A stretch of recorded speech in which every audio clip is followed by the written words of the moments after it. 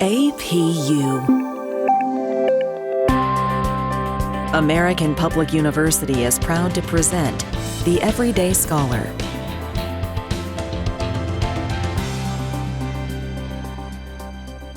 Hello and welcome to the latest edition of our Voices in the Field podcast series, brought to you by the APU Sports Management Program. My name is Jim Reese, and our special guest, one of the biggest supporters of our program, Mr. Tommy Sheppard. Tommy, thanks for being here today. Well, it's an honor. Thank you very much for having me. Most of these questions, this entire podcast actually, is mainly to gather information to help our students with their careers and those kinds of things. So would you be kind enough to share a little bit about your history as far as background and how you broke into sports and so forth? Sure. I look at my path as being about as non-traditional as you could possibly get. I'm very, very fortunate, but I graduated school in 1991. I went to New Mexico State University. I was studying epidemiology, community science, thinking I wanted to get to medical school one day. But my last year in college, I actually got a job working in the athletic department in sports information. That was a fun job. I didn't realize there was such a field. Didn't know it existed, honestly. I was very fortunate. I graduated and got a job as a graduate assistant at Northeast Louisiana University, thinking I was going to get my master's degree in communications and make a go at that. And as fate would have it, I was there for about 7 weeks, and I got a phone call from UNLV. And what they had was a need, an emergency hire. Somebody had just left the athletic department in sports information, and they needed somebody to be the assistant SID. And keep in mind, this is in 1991. UNLV basketball was about as big as it got. That was a tremendously amazing time for college athletics. UNLV was also the most litigated university in history. So I left Northeast Louisiana on a Thursday. I got to Vegas on Saturday, started my job Monday morning. And that gave me, for me, that was a really critical time of my life because I was kind of launched into crisis management. I worked in the athletic department there for 3 years. The most litigated university in history at that time against the NCAA for things now that are completely legal. But that's beside the point. When I was at UNLV for the 3 years I was there, we were under constant scrutiny. So I was constantly in crisis management mode at the age of 22. And I met my wife there. She swam at UNLV. So UNLV was great to us. But in 1994, I got a call from a headhunter. I had an opportunity to interview for a job, not knowing what the job was. Just they wanted to get a feel for me. And then one day I got a call back and they said, hey, we want you to fly from Las Vegas to Denver. You're going to interview with Tim Leiweke and Bernie Bickerstaff with the Denver Nuggets. They need a media relations director.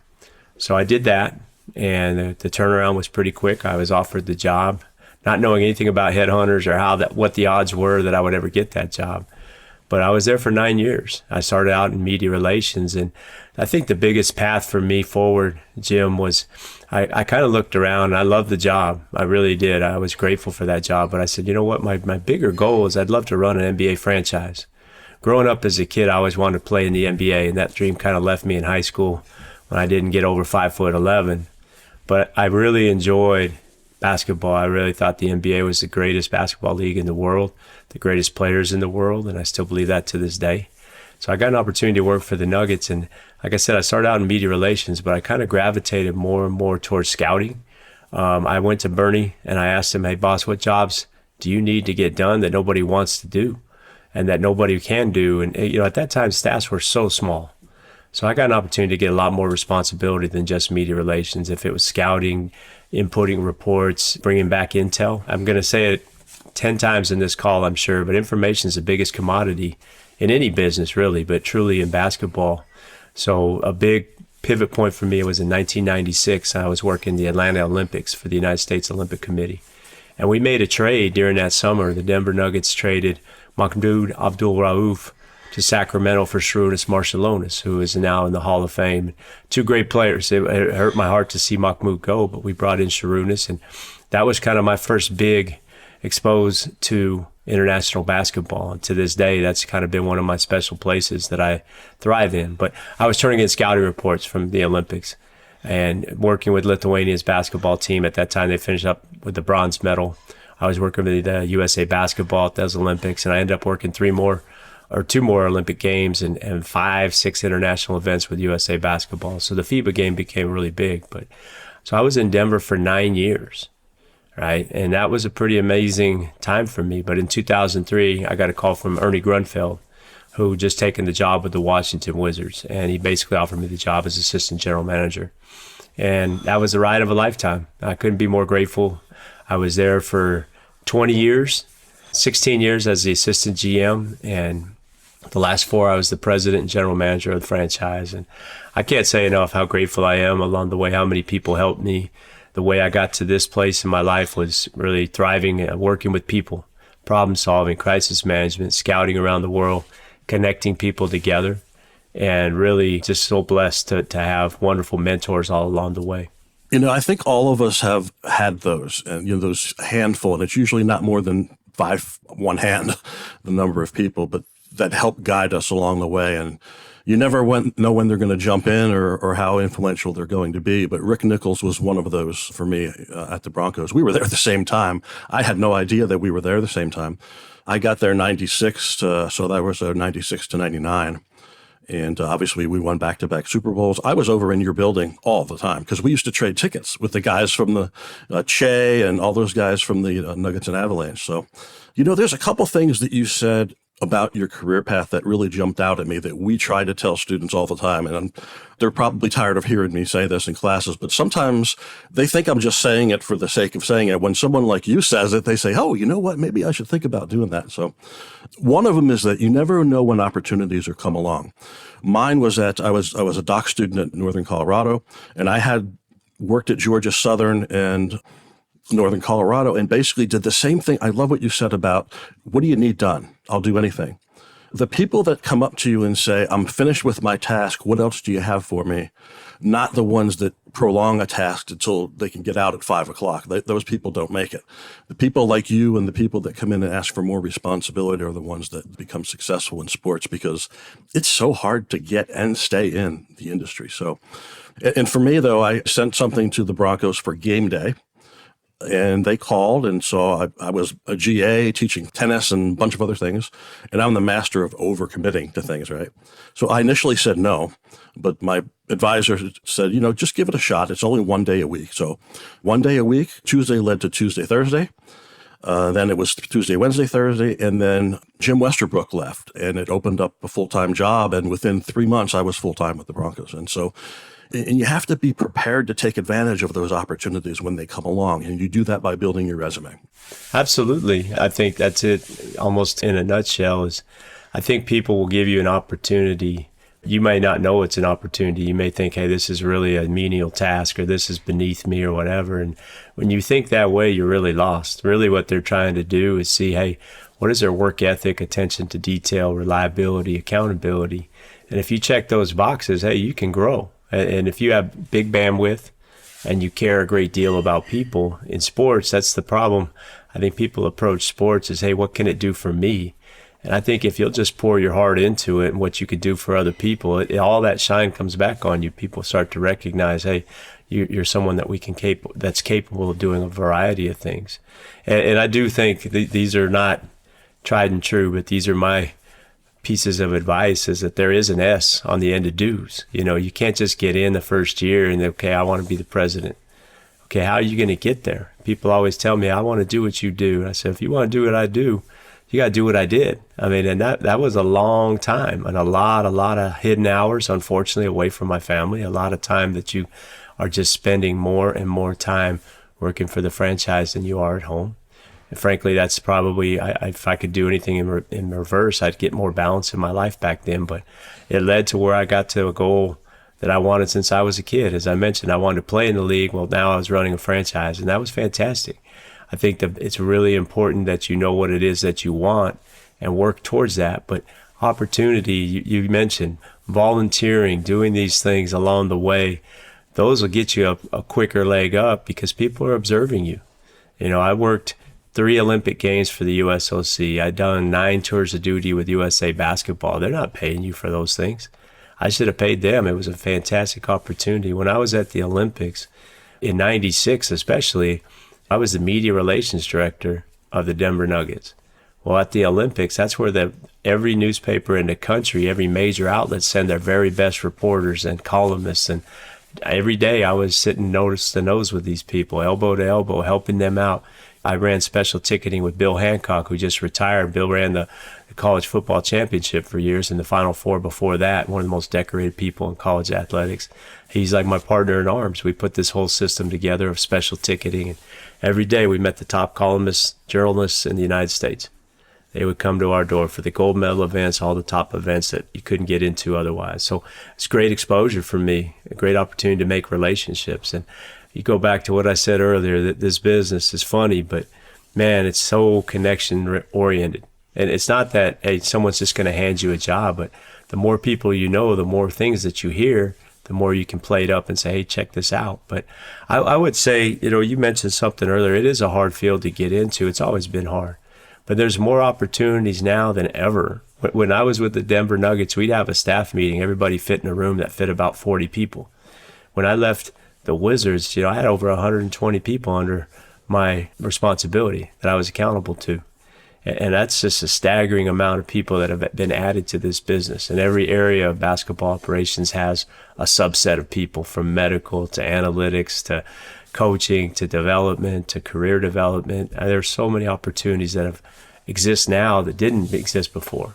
So sometimes I encourage people, man, what's the optimal job you think you could have with a team or with a college, whatever it is? What would that look like? Take that idea forward. How can I present this to somebody and say, hey, this is really good for you?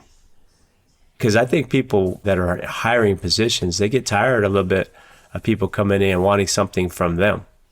So if you kind of flip the script a little bit and say, you approach somebody, hey, you know what? I have this great idea. This is for you. I think this could really benefit your organization. They're going to take notice because they don't get that every day. And the only other thing you don't get like that would be like a handwritten note, right? Nobody does those anymore. But you want to impress somebody, do something that nobody else does. So I think that's a really valid piece of advice I would pass along. It's funny that you say that because one of my colleagues, Bill Sutton, did that with David Stern, sent him a letter, a couple things he recommended how the league could improve, and he ended up working for David Stern. So it's you're right on the money. I've been very, very fortunate to be in the right place at the right time numerous times. So, but I just, our industry is so small. It's big, but it's small compared to others. And the whole 7 degrees of Kevin Bacon, we're about 3 degrees. If you don't know someone, you're pretty close to getting to just about anyone. The good side of that is if you're doing a great job, people will know you.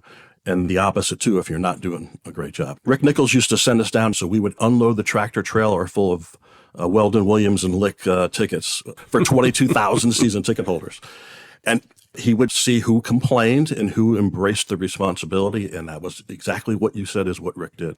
I think especially with professional sports, these are really, the teams belong to the community. You're the caretaker of it. You really are. They're all shareholders. And people go to games and, hey, not everybody's going to win the championship. You were blessed to see 2 Bronco championships that generations of people would have died for and did die before they won a championship. But that was something that they shared with their family.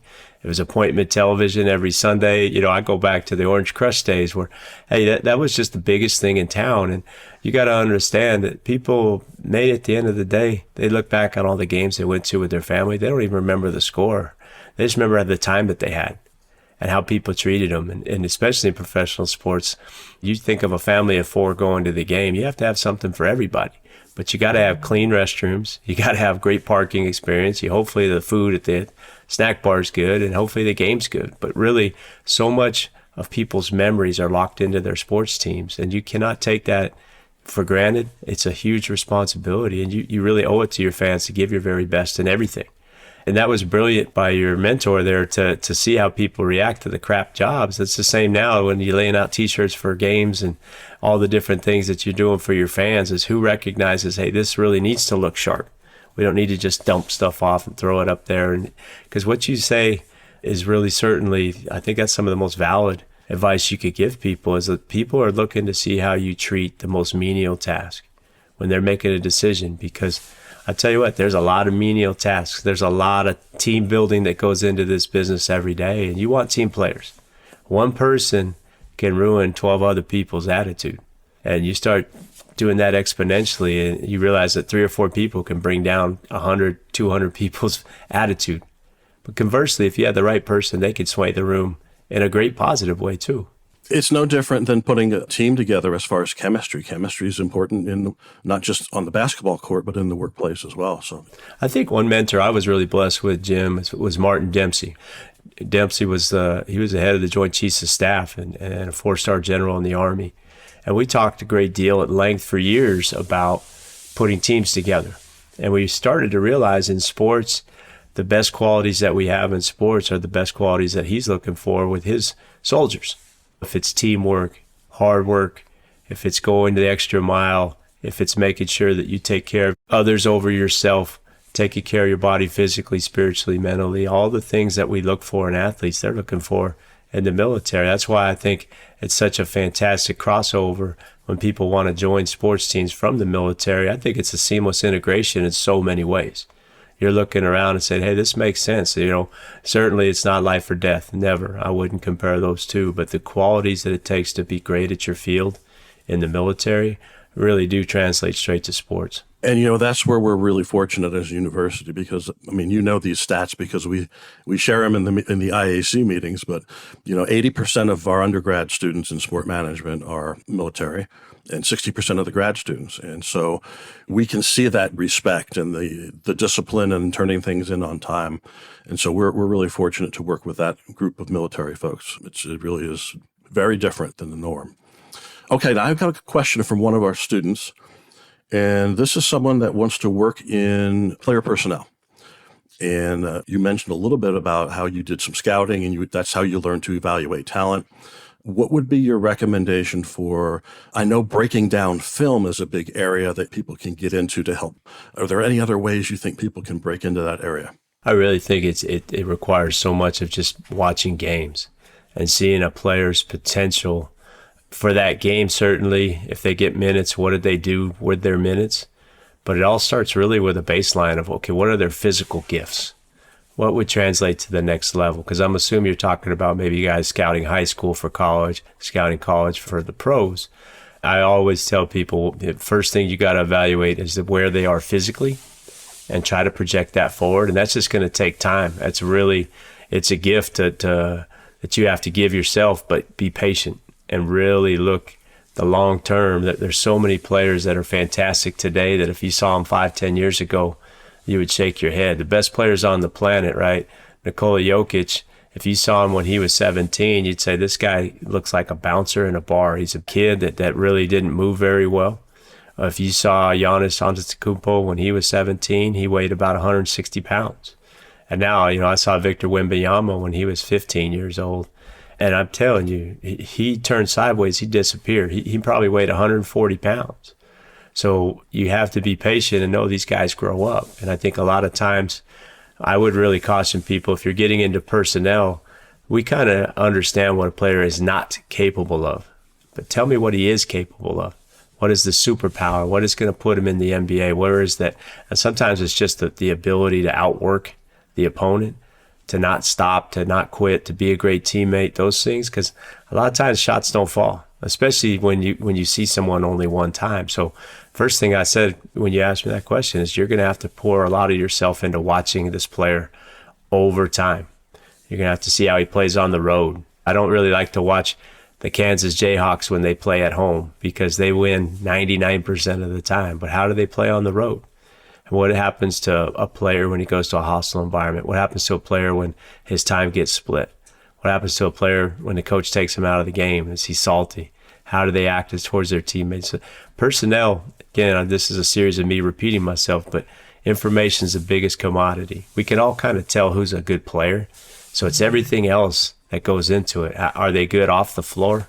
What are their habits? What's their ethic? What's their relationship with other people that aren't in basketball? How do they treat their teachers? How do they treat the trainer, the equipment person, the person that cleans the locker room? One question I always like to ask guys, especially someone that's been in school for a couple of years, I said, well, tell me the name of the person that cleans your locker room.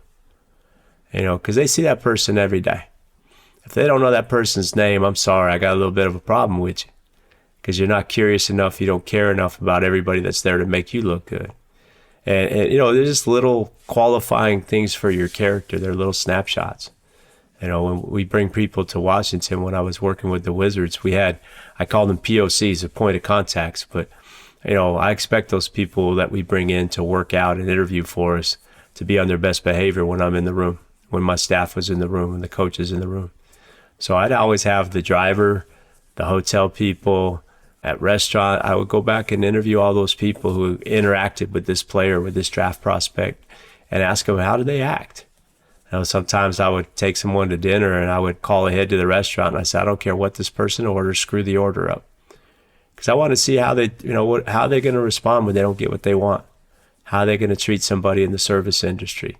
Just little snapshots, you know, but I think little things become big things later in life. Sometimes this wasn't just to set them up. I wanted to see what we're dealing with and how can we help coach them through this. You know, we do a lot of cognitive testing, and that helps us reveal kind of your character and how you best receive coaching. And some people love the arm around their back.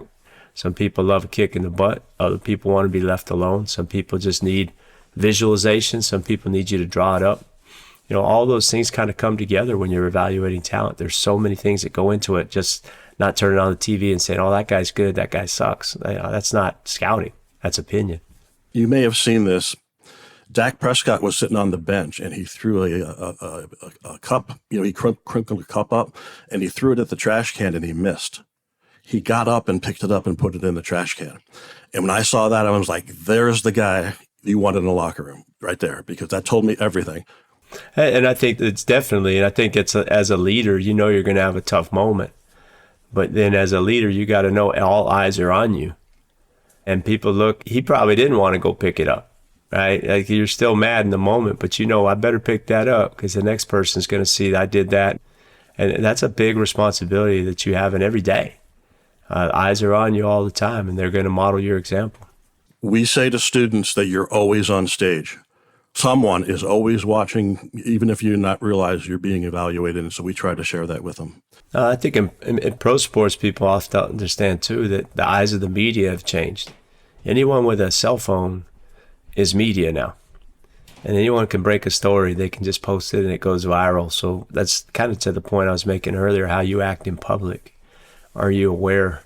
You know, you trade your privacy the moment you get into professional sports. It's definitely worth the exchange monetarily for these athletes and for people that are in sports. But down the road, I think it wears you out. You know, you have no privacy. But I will tell you this, one bad day goes around the world, and you really need to understand that.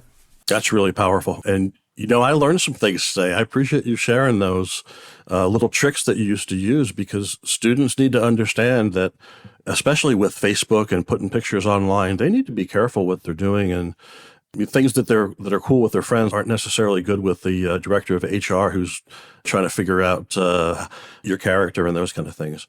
What the follow-up is, how do you measure that heart? How do you measure those intangibles? And it sounds like you did a number of things, asking about them and giving them tests to try to figure that out. Well, certainly, like I said, a lot of that stuff's character-based. But now you got to remember, this sport's about getting talent. So when we set up workouts and you're between the lines and we start competitive situations, I want to see how you compete. I think that's one of the number one things that we evaluate a player for, is how bad do they want to be good? How much are you willing to put in to this craft? Because you might be used to being the best player in your town, in your city, on your college team, in their conference. You get to the NBA, it's a very, very humbling experience. Very difficult league to come in and be successful early. So how is your confidence level? What happens to you when you don't get what you want instantly? We bring in draft prospects or free agents. We put them in a lot of stressful situations. We would have them run, you know, we call them grit tests. I don't know that you can totally measure grit, but what we would look for is people that said, okay, I know everything I want is on the other side of hard. I know that, and I'm not going to stop no matter what the circumstance. Sometimes I'd like to try to get to see how much they're paying attention, but we'd get to a running drill, and I'd stop. I'd bring the garbage can over to the baseline. Player sees the garbage can on the baseline, and you're about to run. Alarm bells go off, right? And you say, okay, we're going to put 2 minutes on the clock. You're going to go baseline to baseline, and we're going to count. We keep track of who has the most. And we'd always put a number up. We keep track of this stuff. Say, here's the number. So you start running. and we say, okay, there's 2 minutes on the clock. And that would go off, and some guys just stop running immediately. A lot of people stop before the buzzer. I always look for those players that kept running because they thought they had to reach that number. It's an innate competitive gene that some people have, that they say, hey, no matter what, I'm not stopping. No matter what, I want to get to that number. No matter what, I want to leave here leaving a great impression. And the garbage cans were used. I'm not lying. Those weren't props. But at the same time, I think, how are you going to be in front of a potential employer? It would drive me crazy. And I'm going to say this. Physical appearance does matter in athletics. When you walk in the door, we're going to look and see you're coming for a job and you haven't worked out, or you can't get through a simple 35-minute workout. I'm sorry, that's a bad impression. It doesn't discount if you're an amazingly talented person and you still check a lot of the boxes. We'll probably go a little further. But a lot of people, we just left right there.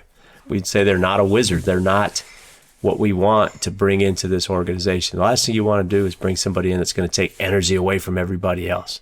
We have to all focus on this one person to get them where they need to be.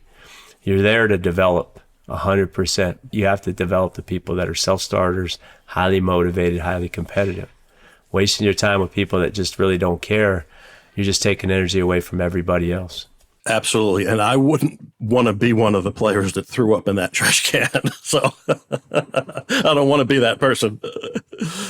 We had a couple of guys, sometimes when especially we did some of this stuff in Denver, and the altitude would play into it. And there's a really, I won't drop names, but there's a guy who played in the league for a long time. We brought him into Denver, and we always feed these guys breakfast. And this guy chose to have a stack of blueberry pancakes. And then he wanted to show us that he had blueberry pancakes later, right? So every time I'd see him, I'd always sing Blueberry Hill to him. We joke about it because he said, oh, yeah, I remember I yacked in your workout. It's a way of connecting with guys later, too. But I think when you come in for a job, okay, you're not there to get an NBA job as a player. But everything that you are presenting yourself, the way you're presenting yourself, is being taken notice of. We're all in the talent acquisition business. So if it's in corporate sales, if it's in ticket sales, or wherever it's at, you're interviewing for a job, from head to toe, you got to really put some thought into how might I want to present myself, and what is it that's important to me. And you would be surprised what people really zero in on. And I assume when you go for your first job in professional sports, you're going to worry about your resume. I don't have all this experience. Well, no, you actually have a ton of experience. That's very applicable. If you worked at Dairy Queen and you were the very best salesperson, or you sold the most Blizzards, whatever it is, to brag about yourself, to show anything that's a differentiator, I think it's very important. And so many of your students, Jim, especially with the military background, there's so many things that are transferable.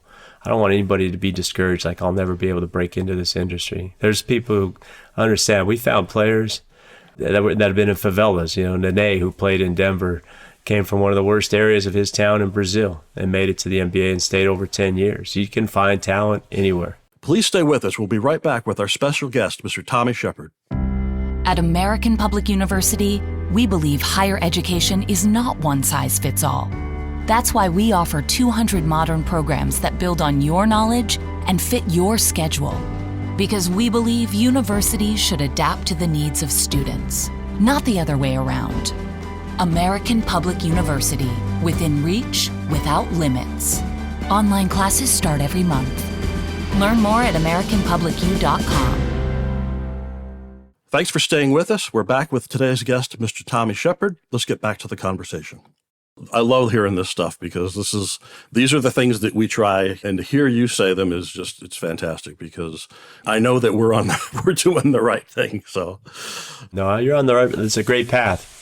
It is. It's hard. You don't get the instant feedback and people get their chin down. But you know how many jobs you have to interview for before you get one, and how many interviews you have to go through before you can be promoted, and all these things. You're not counting the time if you love what you do. But you have to really evaluate, why do I do this? What was my purpose for doing this job? And if it's not because I love it and I can't wait to get there every day, you got to question yourself, because the love of money runs out. The love of fame runs out. The love of all. For me, it was always people. I was motivated to work with great people and be a team, have an opportunity to help impact lives. That was my why, and it continues to be to this day. It's funny because when people that I meet ask me what I do. A lot of times they don't know what sport management is. They think it's sports medicine or something like that. And then I explain it to them. Like, here's my job. I get the best job in the world. I get paid to talk about sports. Can you believe someone will actually pay me to do that? That's my job. And so the heart's there. There's nothing I'd rather be doing than what I'm doing right now. It's I'm with you. I'm with you 100%. All right, let's shift gears a little bit, because this is another question from one of our students. It's about putting a team together. As the general manager, you're in this tough spot because you got the coach, and then you got the owner. They're both looking for different things. Sometimes it's the same, but a lot of time you got the financial, you got a salary cap. And so what are the dynamics? What's the ideal setup for you as the GM to put a team together? There's the team on the floor, the players, and then there's everybody else. And everybody else is just as important as those players if you're going to be successful. So I think you really need to lay out your expectations and what the vision is. And certainly from an ownership standpoint, I believe in their investment in the team. It doesn't just come from the salaries. It comes from their expectations and being real crystal clear. What's the expectation of this team? Again, there's only one champion every year. And knowing where your team is in their path to be successful. Well, young teams are fun. Everybody cheers for young teams until about February, when young teams have won about 10 games, because it's hard to win in the NBA with a young team. So then do you want to have a blend of veteran players? Certainly that's probably the ideal, is to have a couple of young guys you're developing with players that are very competitive. Injuries can decimate you. That's something we bumped up against. But when we put a team together, I think managing the expectations is very important, but actually stating to them, this is what we believe the way is. This is our standard. Now let's go around the room and everybody get a chance to say, well, what do you think the standard should be? So let's take an input from everybody and let's really grade it out. You don't want to get an inch deep and a mile wide, but at the same time, you want everybody to have a bit of an investment in this. And if it's your team rule, your team pillars, whatever you want to call it, everybody has to understand what they're in this for. And I bring people in, our staff, the players, everybody. I say, you know what our job is? To sell tickets at the end of the day. We're going to sell tickets because we're going to be a team that people want to come see, that people know what they're going to get, the consistency of performance and character every night. They want to know, hey, when we won, did we handle ourselves properly? When we lose, are we trying to get better? But are we invested in this with the fans emotionally? So many of the best players, I think, get a short stick because they don't know how to express themselves to fans. And social media took a lot of that and ran with it. Some people present well on social media that you would never want to hang out with, and there's other people that have no footprint whatsoever in social media, so people just think they're distant or not available. Couldn't be further from the truth. But do something in the community. Help make the organization better, help make the community better. That's an athlete's responsibility, and that's all the coaches, everybody's responsibility. Don't get it twisted. The hardest job in the organization is the head coach. Of an NBA team, of any franchise, the head coach, that's the hardest job. I've always believed the job that I was in is to provide the best support for the coach, for his staff, to get the players every day the best chance to win a game. And I think when I'm putting a staff together, front office people, basketball operations, you want great players. I liked a lot of guys that were former NBA players, former college players, former coaches. I like some people that never played the game at all but were great in analytics.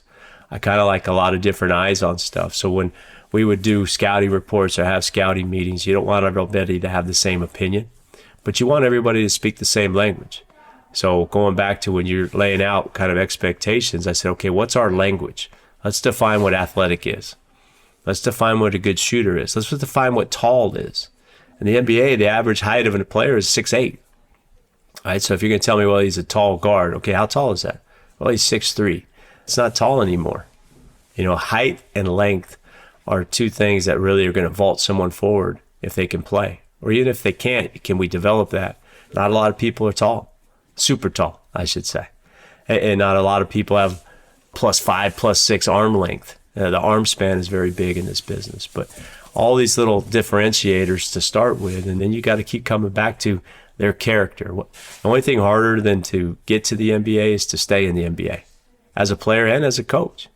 You saw some coaches already were fired before the midway point of the NBA season. There'll be more coaches, unfortunately, at the end of the season. I don't know. A lot of the times I think it's the talent that the GM put out on the floor for the coaches probably made their job that much harder. So we got to all be congruent in what we want. But you have to be honest what the team is going to look like at the beginning of the season, measure it throughout the year. I like to do 10-game increments and measure performance things that the KPIs that we really measure were offense, defensive efficiency, rebounds, pace. Those things were very, very important. And in there somewhere, you have to say, okay, would we be better if we didn't have these 3 players? Would we be better if we could get one more shooter? Would we be better if these guys were healthy? All those questions have to come up. It's a constant measuring, modeling, and deciding, are we on course or not? That's fantastic. Our students are going to love this feedback. So what's next for Tommy Sheppard? I know you're taking a break. We talked about that the other day and enjoying some family time, but what are you going to do? Since I was fired back in April of last year, at the end of the season, it was a tough year. We didn't get enough wins. And I'm just grateful. The scoreboard doesn't lie and it doesn't care. So I can't say, it was physical injuries or it was this or that. We didn't get it done. So I decided I was going to take this year to really use it to gather information, to get better, to update my software, to go out and really try to connect and reconnect with people around the world. I spent some time in Australia with their national team, their basketball, but I also went to their sports institute and watched how they train some of their volleyball players. And sports where everybody has to move different parts of their body. What really was intriguing to me, though, Jim, and I think this is a big part that is going to create opportunities for people getting into this field, is mental performance and mental wellness.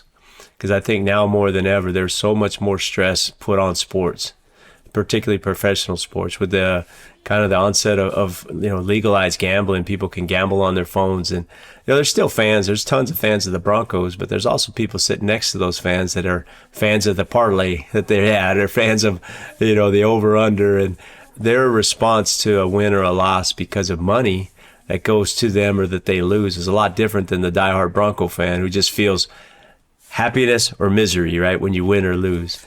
It's a totally different vibe, but it's really, we're going to have to plow through these things kind of for the first time. After Australia, I went to Europe and I spent time with some big-time basketball clubs, Barcelona, Madrid, Bologna, but I also spent time with their football teams because professional gambling has been around forever in Europe.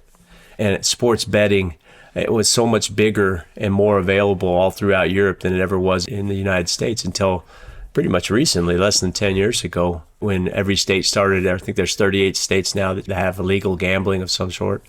Before, you either go to Vegas or Atlantic City, right? Or you go offshore or you go to a bookie.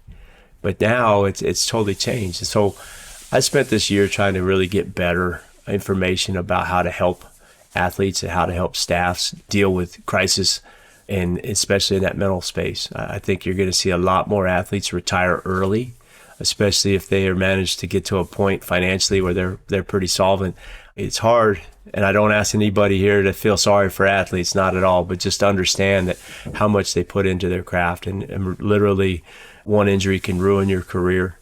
But the mental toll it takes to every night to go to a place and realize that, hey, a lot of people that are attending, not the fans, but a lot of other people, gamblers or whatnot, they're attending these games, and they may start to make players feel like props. They really do. They make players really feel less than human. Like, hey, I'm only as valuable if you guys make money off of me.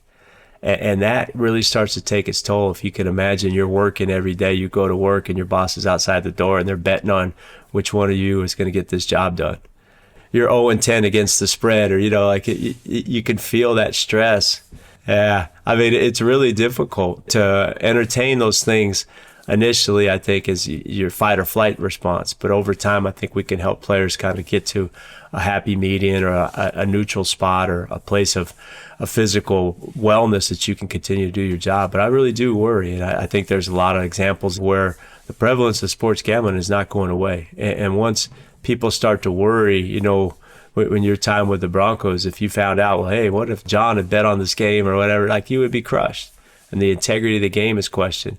You don't want to have that happen in professional sports. And I think that's an area we need to educate on, between sports gambling and mental wellness, and how much you need to take advantage of mental wellness resources. I think that's something I've really focused on in this gap year. Those things are all issues, especially the wellness one. The gambling is a huge issue, but the wellness one, distressed, because that is really not good for you. And so, Tommy, I hope the students pick up on something that, in summary, that you just said, and that was you're not sitting on your butt. You're out there using the time to get better.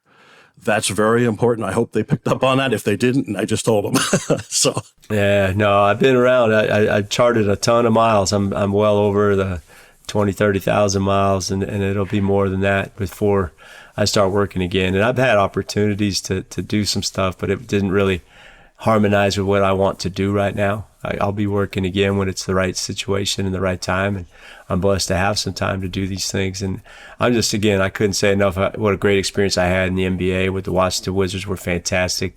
The ownership there, fantastic people. I wish them nothing but the best. But, looking forward where I want to go, I just know I want to impact lives.